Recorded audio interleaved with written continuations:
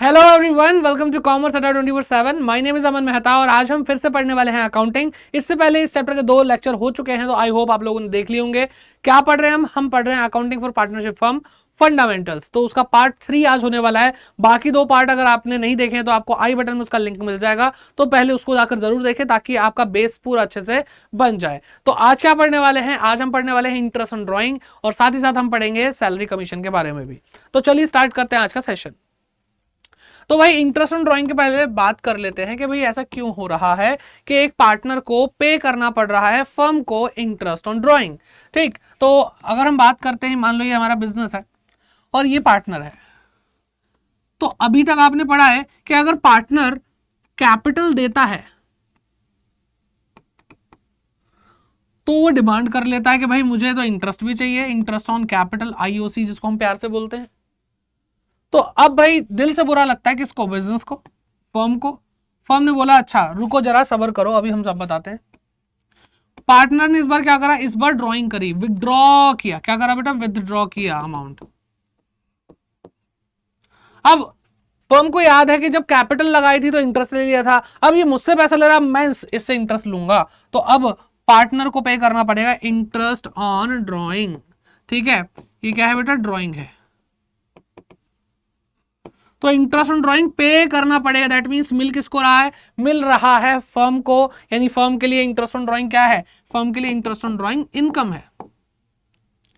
ठीक है, और ये इनकम कहां पे शो की जाती है? ये PL appropriation, PL appropriation account के क्रेडिट साइड पे शो की जाती है। ओके, और यही इंटरेस्ट ऑन ड्राइंग दिया जा रहा है, तो इस वजह से पार्टनर की कैपिटल कम हो जाएगी। ठीक है, पार्टनर्स कैपिटल क्या हो जाएगी? कम हो जाएगी, कैपिटल कम हो जाएगी। तो इसलिए हम उसको डेबिट साइड पे लिखेंगे, पार्टनर के कैपिटल अकाउंट में या करंट अकाउंट में, जो भी केस है ना।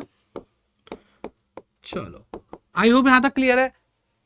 अब इसको पढ़ना शुरू करते हैं, समझना शुरू करते हैं कि भाई इंटरेस्ट ऑन ड्राइंग कैलकुलेट कैसे होता है। ये तो समझ में आ गया, डेबिट क्रेडिट कहां होगा, किसकी इनकम, किसका नुकसान, सारी चीजें देख ली है।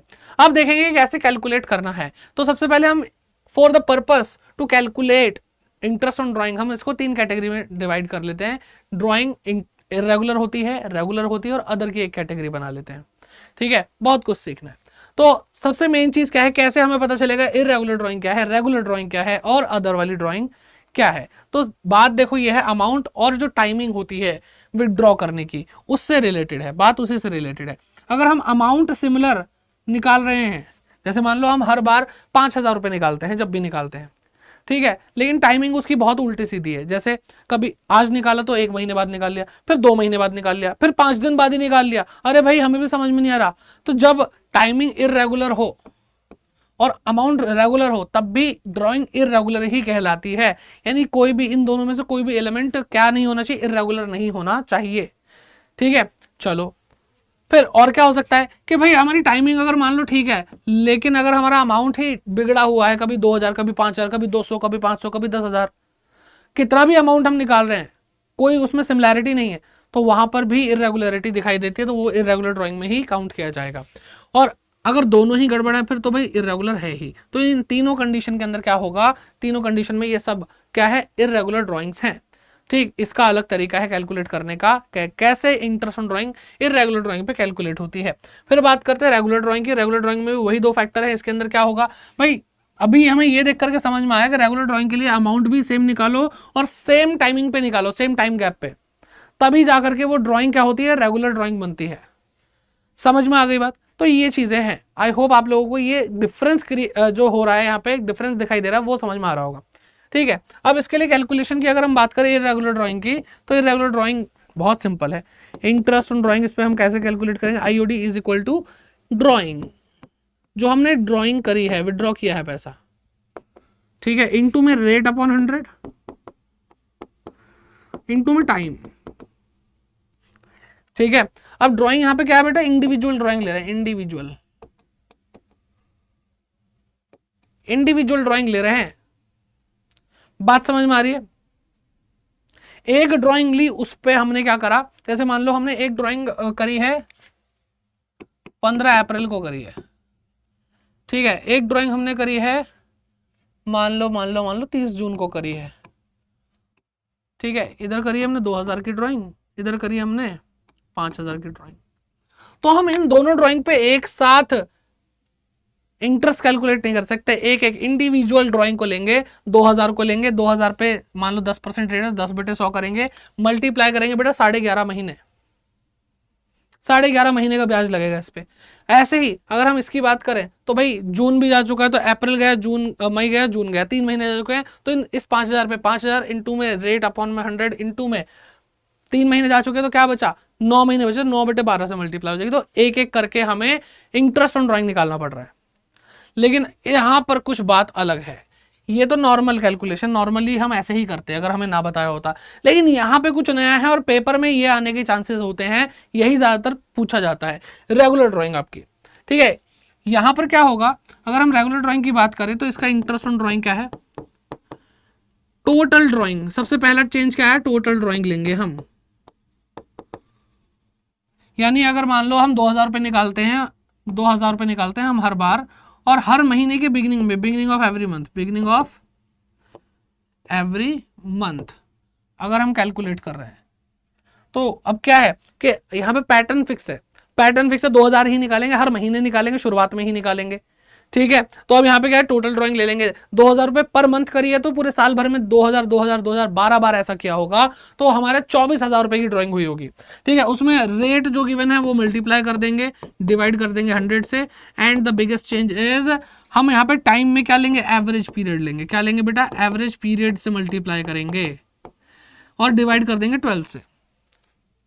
सर अब ये बता दो ये एवरेज पीरियड क्या है, ये तो आपने समझा दिया, ये क्वेश्चन में गिवन होगा, 100 लिखना हमें आता है, बचा क्या, एवरेज पीरियड बचा। तो एवरेज पीरियड का मतलब सिंपल सा है, यहां पर एवरेज पीरियड कैसे निकालेंगे कि जब आप फर्स्ट ड्राइंग करेंगे, जब भी करेंगे फर्स्ट ड्राइंग, तो उस ड्राइंग की डेट के बाद पूरा अकाउंटिंग ईयर खत्म होने में कितना टाइम बाकी है, ये हमें देखना है।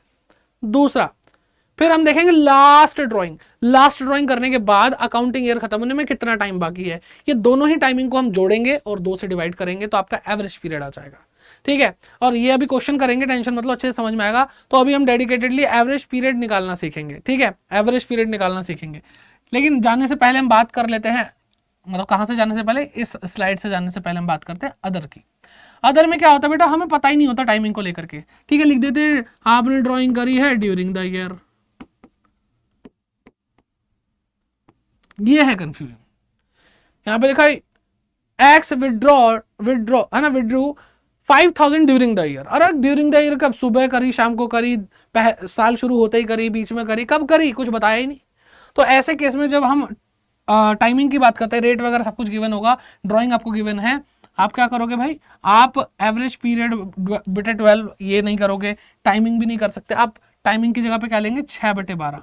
हम ये मानते हैं हाफ ईयरली का इंटरेस्ट लगना चाहिए ऐसे केस में, ठीक है। आई होप आपको समझ में आ गया होगा। अब मुद्दे पे आते हैं कि भाई हमें तो ये सीखना है, एवरेज पीरियड बता दो सर क्या होता है। तो देखो मैंने आपको बताया एवरेज पीरियड कैसे निकालेंगे, average period is equal to period after first drawing till year end, साल खत्म होने तक। पीरियड देखना है हमें फर्स्ट ड्राइंग से ईयर एंड तक का, plus period after last drawing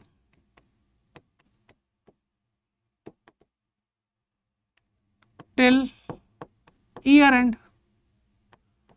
बस ये दोनों टाइमों को हम लेंगे, जोड़ेंगे और 2 से डिवाइड कर लेंगे। सर करके दिखाओ, तो करके भी दिखा लेते। लो भाई पहले ये देखो कि जब हम ये एवरेज पीरियड निकालेंगे तो हमें किस स्टाइल में दिया होगा। बेटा 2 तरीके से, ज़्यादातर, मैं नहीं कह रहा इसके अलावा कुछ नहीं हो सकता, लेकिन ज़्यादातर मंथली और क्वार्टरली हमें कैलकुलेशन करनी पड़ती है, ठीक है, मंथली और क्वार्टरली, और बाकी ये दोनों सीख लोगे तो बाकी भी अपने आप आ ही जाएंगे आपको। मंथली के केस में भी सेम 3 चीज़ें होती हैं और क्वार्टरली के केस में भी। मंथली में beginning of every month, middle of every month और एंड ऑफ एवरी मंथ, कभी भी निकाल सकते हैं कि मान लो एक्स ड्राइंग करता है middle of every month, y drawing करता है बिगिनिंग ऑफ एवरी मंथ, ठीक है, तो ऐसे एंड ऑफ एवरी मंथ भी हो सकता है, ऐसे क्वार्टरली भी हो सकता है, बिगिनिंग ऑफ एवरी क्वार्टर, ठीक है, मिडल ऑफ एवरी क्वार्टर और एंड ऑफ एवरी क्वार्टर। समझ में आ रही है? अब कहने का मतलब क्या है कि भाई हमें इस 6 तरह की हमें एवरेज पीरियड को देखना पड़ेगा। तो पहले हम बात करते हैं ड्राइंग्स हम कौन सी देख रहे हैं भाई? Beginning of every month. अब मैं आपको समझाऊंगा टाइमलाइन बना करके, ठीक है, ध्यान से देखना। ये मान लो टाइमलाइन है आपकी, पूरा साल भर कोई ये शो करती है। साल कहाँ से शुरू होता है? 1 अप्रैल से शुरू होता है, लास्ट डेट क्या होती है? 31 मार्च अगले साल की, ठीक है। हर महीने की शुरुआत में तो पहली ड्राइंग देखनी है ना, मैं पहली ड्राइंग कब हुई होगी? तो भाई पहले महीने की पहली डेट पर 1 अप्रैल को ही फर्स्ट ड्राइंग हुई होगी, ठीक है, ओके। फिर बात करते हैं बिगिनिंग ऑफ एवरी मंथ में, तो भाई लास्ट महीने में भी तो ड्राइंग करी हुई, हर महीने अगर ड्राइंग हो रही है तो लास्ट महीने की पहली डेट पर, लास्ट मंथ कौन सा? मार्च है, तो 1 मार्च को भी ड्राइंग हुई होगी लास्ट वाली, तो लास्ट वाली। अब देखो इस डेट से ईयर एंड होने में कितना टाइम है? इस डेट से ईयर एंड होने में कितना टाइम है? पूरा का पूरा टाइम है, 12 के 12 महीने पूरे। अब इधर देखो 1 मार्च से 31 मार्च आने में कितना टाइम है? 1 महीना। तो दोनों टाइम मिल गए हमें, तो एवरेज पीरियड कैसे निकालोगे? इस केस में एवरेज पीरियड निकालोगे 12 + 1 अपॉन में 2, 13 अपॉन में 2, यानी 6.5 मंथ्स, ठीक है, 6.5 मंथ्स ऐसे निकालोगे भाई। आसान है, आगे बढ़ते हैं, एक और करके देखें। मिडल ऑफ एवरी मंथ, आसान है भाई, बहुत आसान है। मिडल ऑफ एवरी मंथ, यहां पे क्या होगा? फटाफट कर सकते हैं अब तो हम, हर महीने निकाल रहे हैं तो भाई पहला महीना और लास्ट का महीना, उसकी मिड मतलब 15 अप्रैल, बीच की तारीख बिल्कुल, और लास्ट महीना कौन सा? मार्च, तो उसकी 15 तारीख। अब यहाँ पे क्या आधा महीना है तो जा चुके, बाकी 11.5 महीने पूरे बच्चे साल एंड होने में, 11.5 महीने, और यहाँ पे भी आधा महीना जा चुका है, सिर्फ आधा महीना यानी 0.5 मंथ बचा है। तो कैसे करेंगे भाई? हम करेंगे 11.5 + 0.5 अपॉन में 2, यानी 12 अपॉन में 2, और ये आ गया 6 मंथ, ठीक है। तो ये जो आप कर रहे हो 6 मंथ, 6.5 मंथ, तो जो आप यहाँ पे फॉर्मूला लगाओ, यहाँ पे 6.5, 6 जो भी आप निकाल रहे हो वो आता रहेगा, ठीक है। चलिए आगे और देख लेते हैं। एंड ऑफ एवरी मंथ,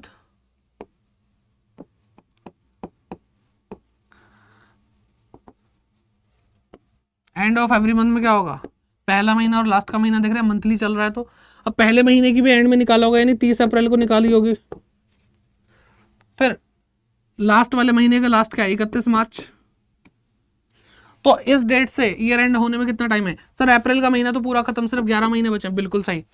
और यहाँ पे लास्ट डेट, तो लास्ट डेट इसी दिन क्या हो रहा है? ईयर एंड भी हो रहा है, तो यहाँ पे 0 पीरियड बचा है, 0 कुछ भी नहीं बचा ना, 0 पीरियड बचा है। तो 11 + 0 डिवाइडेड बाई 2, दैट इज 11/2, क्या आ गया बेटा? 5.5 मंथ्स। आसान है। अब क्वार्टरली वाला भी कर लेते हैं,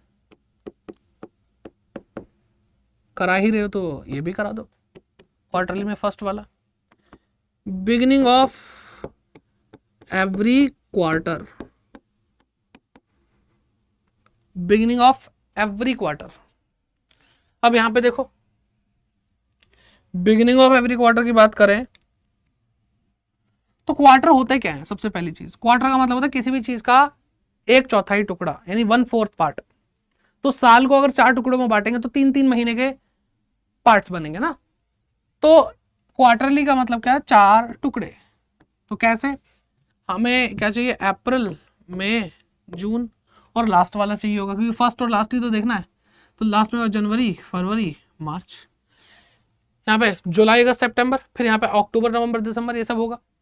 तो यहाँ पे बिगिनिंग ऑफ एवरी क्वार्टर, तो ये क्वार्टर शुरू हो गया। तो क्वार्टर की शुरुआत कहाँ हो रही है? अप्रैल में हो रही है। अप्रैल की पहली डेट पे यानी 1 अप्रैल को हमने ड्राइंग करी होगी। यहाँ पे देखो यहां पर क्वार्टर की शुरुआत कब हो रही है? जनवरी से हो रही है। पहली ड्राइंग कब हुई होगी? जनवरी में हुई होगी 1 तारीख को, तो 1 जनवरी। तो 1 अप्रैल से पूरा कितना टाइम है? 12 महीने है। और यहां से देखें तो कितने? 3 महीने हैं। तो 12 + 3 डिवाइडेड बाय 2 यानी 15/2 क्या आ गया बेटा? 7.5 मंथ्स आ गए एवरेज पीरियड, है ना। फिर middle of every quarter,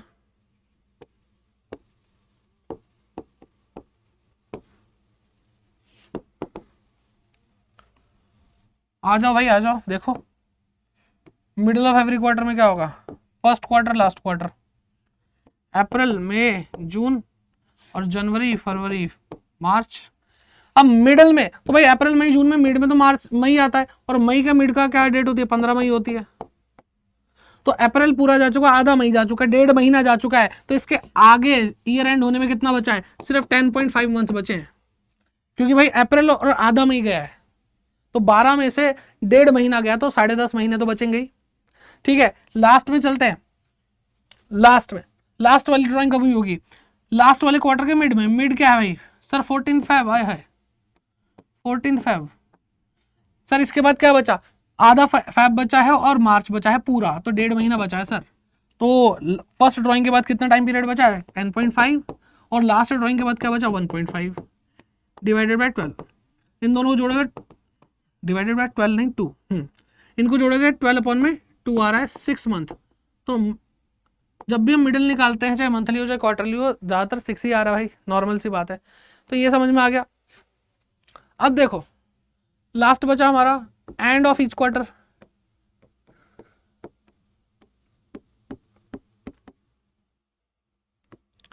end of each quarter, तो पहला क्वार्टर ये रहा और लास्ट का क्वार्टर ये रहा, मान लो। तो अप्रैल, मई, जून, तो जून से एंड हो रहा है क्वार्टर के एंड में, फर्स्ट क्वार्टर के बिल्कुल एंड में।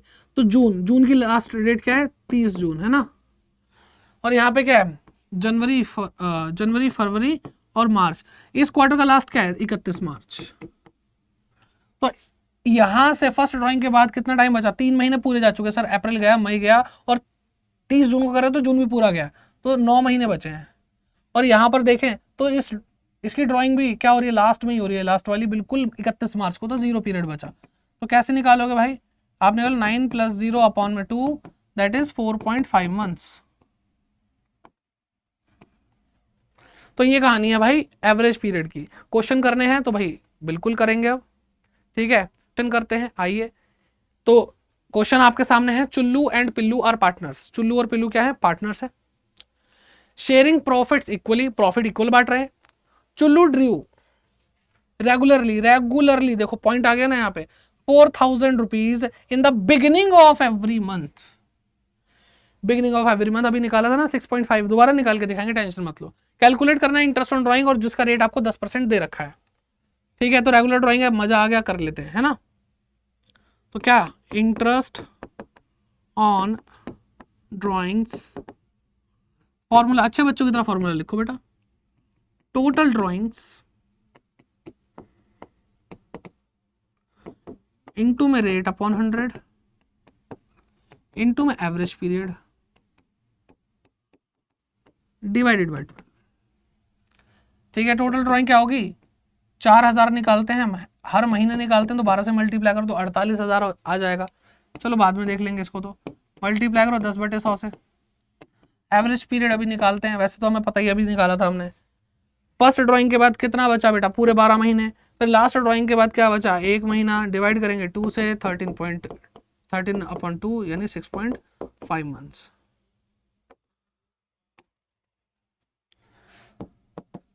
सिक्स 6.5 आ गया। 12 से 12 कैंसिल कर लेते हैं, यहीं से सीधा सीधा 0 से 0, 0 से 0 कैंसिल कर लेते हैं, ठीक है। ओके, अब 6.5 को अगर हम 400 से मल्टीप्लाई करेंगे तो क्या आएगा?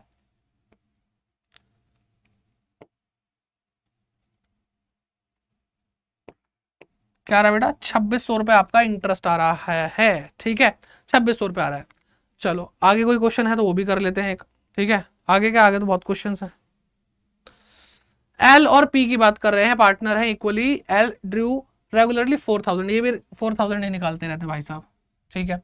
In the end of every quarter, बेटा यहाँ पे टाइम चेंज हो गया, यहाँ पे मजा आ जाएगा, बस एवरेज पीरियड चेंज है, ठीक है, बाकी सब कुछ सेम है। यहाँ पे 10% रेट ऑफ इंटरेस्ट भी है, ठीक।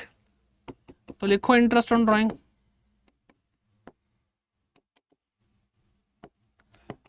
क्या है भाई, टोटल ड्राइंग क्या है 48,000, ठीक है, 48,000, 12 से मल्टीप्लाई कर दिया ना, रेट क्या है 10 है, एवरेज पीरियड क्या आएगा देखो अभी जरा, each end of every quarter अभी निकाला ना 4.5, फिर भी कर लेते हैं, देखो ये रहा, पहली ड्राइंग कब हो रही होगी 30 जून को हो रही होगी, 9 महीने बचे, लास्ट ड्राइंग कब हो रही होगी 31 मार्च को, 0 पीरियड बचा, तो 0 2 4.5 मंथ्स, ठीक, तो 4.5, ठीक, इसको इससे कैंसिल करेंगे 4000 वापस आ जाएगा हमारे पास, 0 0 0 0, इसको इससे मल्टीप्लाई 45 में 40 की मल्टीप्लाई कर लो, क्या आएगा, तो 0 तो आएगा ही, ठीक है, फिर 0 आएगा, फिर क्या आएगा 1800 रुपये आ रहा है, 1800 रुपये आ रहा है भाई, ठीक है। इजी है भाई, बहुत इजी है, लेकिन पेपर में आता है, इम्पैक्ट है इसका बहुत अच्छा। सीयूईटी भी करोगे कभी तो वो भी क्या कहते हैं आपको हेल्प करेगा, क्योंकि वहाँ सीयूईटी में भी ये एमसीक्यू के फॉर्म में पूछा जाता है, ठीक। चलो नेक्स्ट क्वेश्चन आ रहा है, चलो ये क्वेश्चन आपको मैं होमवर्क देना चाहूँगा, तो मैं थोड़ा साइड हो जाऊँ, एक बार आप इसको स्क्रीनशॉट ले लो और इस वीडियो को देखने के बाद आप कमेंट करके ज़रूर बताएंगे कि इसका आंसर क्या आ रहा है, ठीक है। ओके चलिए, आई होप आपने स्क्रीनशॉट ले लिया होगा। इसके बाद हम आगे करते हैं, आगे है सैलरी और कमीशन। क्या बेटा, सैलरी और कमीशन, जिसको हम रेम्यूनरेशन भी बोलते हैं, टू पार्टनर्स, उसके बारे में आप पढ़ना है। टॉपिक आ गया है दूसरा वाला। ओके तो सैलरी और कमीशन के बारे में बात करें, सैलरी और कमीशन क्या है भाई, एक एप्रोप्रिएशन ऑफ प्रॉफिट है, ठीक है, एक्सपेंस है ना, एक्सपेंस है, ठीक। एओपी नेचर का, एओपी नेचर का तो कहाँ आएगा, वो आएगा पीएल एप्रोप्रिएशन अकाउंट के अंदर। फिर बात करते हैं, ये तभी प्रोवाइड होगा जब पार्टनरशिप डीड में लिखा होगा, ठीक है। तो हमने पढ़ा भी था, थियरी वाले सेशन में पढ़ा था, जब हमने पार्ट 1 की अगर हम बात करें तो उसके अंदर बताया गया था कि कोई भी रेम्यूनरेशन नहीं दी जाएगी if there is no partnership deed और द पॉइंट इज साइलेंट, ठीक है। तो ये बात ध्यान रखो। अब इसकी थोड़ी जर्नल एंट्री भी देख लेते हैं भाई। एक्सपेंस है, एक्सपेंस डेबिट होते हैं, तो देखो अगर सैलरी देंगे या कमीशन देंगे तो वो क्या हो जाएगा बेटा, डेबिट हो ही जाएगा, ठीक। और ये सैलरी दे किसको रहे, कमीशन दे किसको रहे, पार्टनर को दे रहे हैं, तो पार्टनर कैपिटल अकाउंट या फिर करंट अकाउंट में जाएगा, तो वो इंक्रीज होगा, और इंक्रीज होगा तो हमने इसलिए क्रेडिट कर रखा है। अब एक्सपेंस राइट ऑफ भी होगा, राइट ऑफ होगा यानी खत्म होगा, आया था तो डेबिट, जाएगा तो क्रेडिट, क्रेडिट कर दिया, और कहां जाएगा, ये पीएल एप्रोप्रिएशन अकाउंट के अंदर चला जाएगा। सो इजी, ठीक है। ये वैसे मैं आपको पहले भी बता चुका हूं पिछले ही सेशन में, स्टिल टॉपिक पढ़ रहे तो डिटेल में चले ही जाते हैं ना। आइए अब बात करते हैं कैलकुलेशन कैसे करेंगे हम कमीशन की, क्योंकि सैलरी का तो देखो बहुत आसान है। सैलरी की अगर हम बात करें तो सैलरी में हमें क्या गिवन होता है, सैलरी में लिखा होता है भाई पर ईयर, पर एनम दिया होता है, या फिर पर मंथ दिया होता है।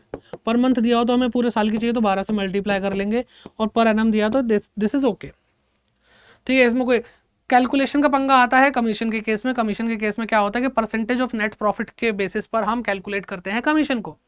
ओके चलिए, तो भाई कैसे, दो तरीके हैं, एक है बिफोर चार्जिंग कमीशन, दूसरा है आफ्टर चार्जिंग कमीशन।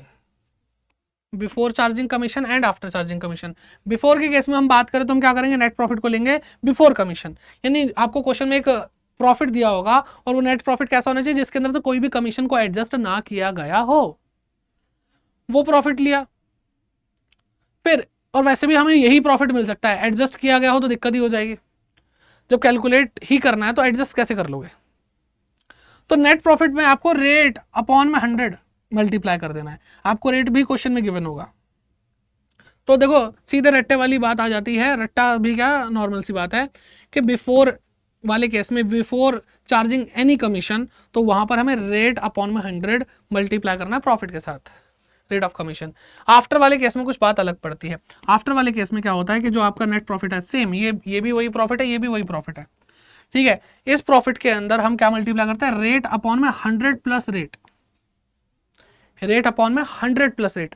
क्यों, क्योंकि यहां पे बोला जाता है कि आपको जो प्रॉफिट दिया गया है उसमें उसमें क्या, उससे क्या करोगे आप, कमीशन कैलकुलेट करोगे आफ्टर चार्जिंग सच कमीशन। कि हम ये मान लेंगे कि हम ये जो नेट प्रॉफिट है इसमें से अगर कमीशन जो हम कैलकुलेट अभी कर रहे हैं अगर वो हमें पता होती तो माइनस करने के बाद जो प्रॉफिट आता उस पर कैलकुलेट करनी थी। अब ये तो देखो पॉसिबल नहीं हो सकता ना कि जो हम कैलकुलेट कर रहे हैं वही माइनस होने के बाद जो प्रॉफिट आए उस प्रॉफिट पे कैलकुलेट करें, पहले तो चाहिए ही ना उसको। तो हम क्या करेंगे कि हम ये मान लेंगे कि भाई जो ये आपको दिखाई दे रहा है ये क्या है, ये प्रॉफिट जो है इसके अंदर कमीशन भी इंक्लूडेड है, कमीशन भी इंक्लूडेड है, इंक्लूडेड। अब कमीशन अगर इंक्लूडेड है तो प्रॉफिट 100% प्लस कमीशन कितने परसेंट, जो कमीशन का रेट है तो इसलिए हमने 100 प्लस रेट यहाँ पे यूज किया है। तो दिस इज द लॉजिक, आपको रटने की जरूरत नहीं अगर आप समझना चाहें तो। ठीक है, चलिए क्वेश्चन कर लेते हैं इसका भी एक, है ना, मजा आएगा। अब क्वेश्चन में आपको दिया एक्स और वाई दो पार्टनर है और ये देखो आफ्टर चार्जिंग बिफोर, आफ्टर और बिफोर दोनों वाले केस में आपको इसी क्वेश्चन में करा दूंगा। एक्स और वाई दो पार्टनर है, x is to get a commission of 10%, x को कमीशन क्या मिलेगी, 10% कमीशन मिलेगी of the net profit before before before, पकड़ लिया जी, पकड़ लिया हमने इसको, before charging any commission. Y is to get a commission of 10%, Y को भी 10% ही कमीशन मिलेगी on net profit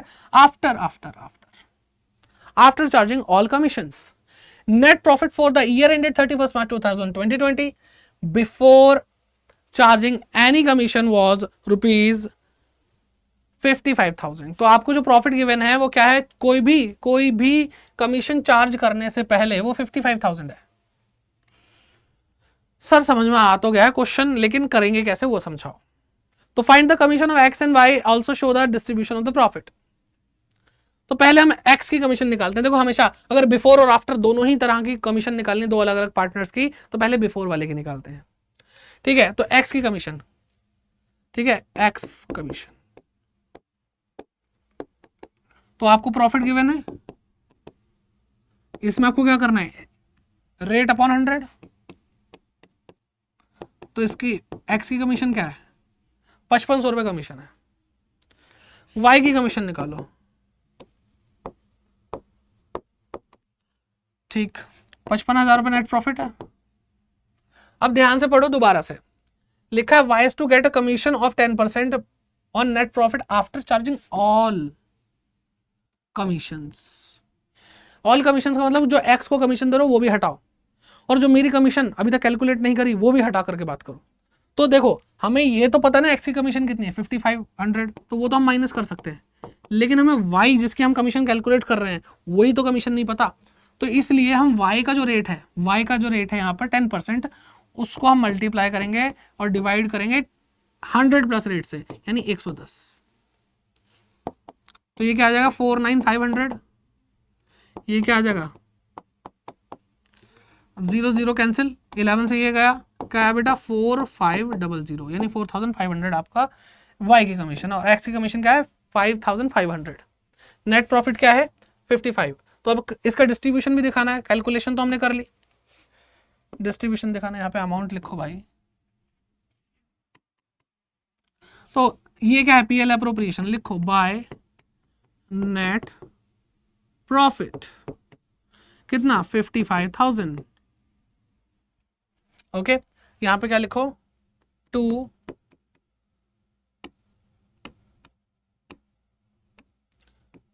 कमीशन